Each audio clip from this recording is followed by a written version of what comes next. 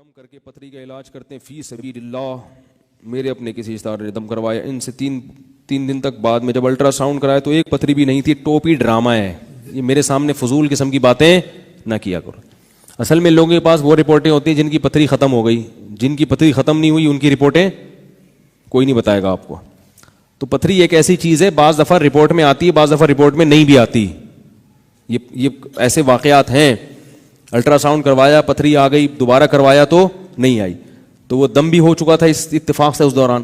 آپ خود سینس استعمال کریں کہ اگر پتھری کا ایسا علاج دریافت ہو چکا ہوتا, آغا خان والے آج سب سے پہلے ان روحانی ٹوپی ڈرامے کو ہائر کرتے کہ یار ہم بے وقوف ہیں, آپریشن کر کر کے لوگوں کی پتھریاں نکال رہے ہیں, آپ پلیز آئیں, منہ مانگے پیسے دیں گے آپ کو.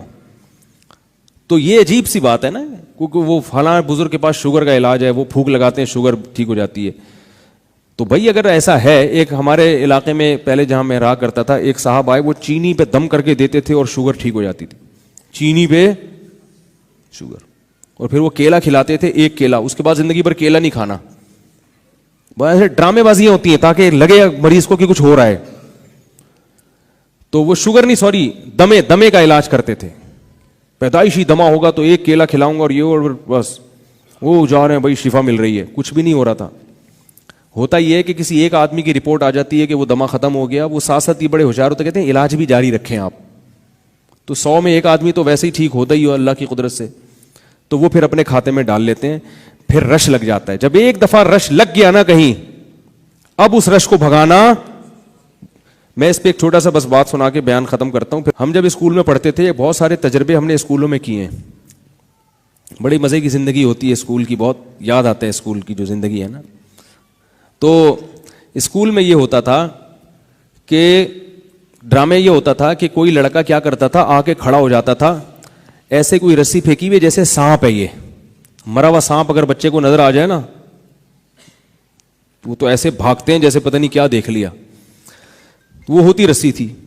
اب 4-5 شرارت کرتے تھے کہ بھئی دیکھی کہ رسی ہے, تو 4-5 اور آ گئے, ان کو دیکھا دیکھی 4-5 اور آ گئے. اب جب تھوڑا سا جب مجمع لگا نا, تو سب کو پتہ چل گیا ہے کچھ بھی نہیں. تو اب انہوں نے سوچا کہ ہمیں جب بیوقوف بنایا تو ہم بھی پچھلے والوں کو بیوقوف بنایا. تو کہا ابے یہ وہی بشدھا, ابے اتنا بڑا سانپ, ابے یہ.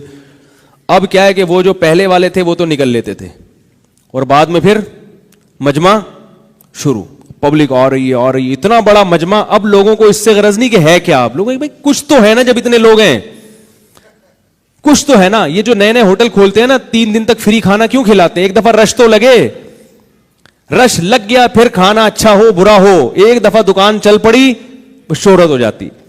وہ ایک چھوٹی سی بڑی مزے کی بات ہے, آپ کو سناتا ہوں. ایک دفعہ یہ ہوا کہ کسی بازار میں لوگ بیٹھے ہوئے تھے, تو دیکھا کہ جنازہ آ رہا ہے. وہ اصل میں کوئی چرسی ہیروئنچی مر گیا تھا, ایک ہیروئنچی مر گیا. تو اس کے ہیروئنچیوں نے سوچا اب اس کا کیا کریں یار, ہیروئنچیوں کو تو پتہ ہی نہیں ہوتا کون ابا ہے کون اماں ہے, ان کی کہاں خاندان ہے. وہ مر گیا, انہوں نے کہا ہمارا بھائی ہے مر گیا تو کیا کریں. تو وہ بیچارے نشے میں تھے, انہوں نے کیا کیا, اس کو کفن وفن پہنا کے چارپائی کندھے پہ رکھی, چلنا شروع کر دیا. بس ان کو نہیں پتا, وہ تو ہیروئنچی کو کیا پتا. انہوں نے کہا چلو چلتے ہیں.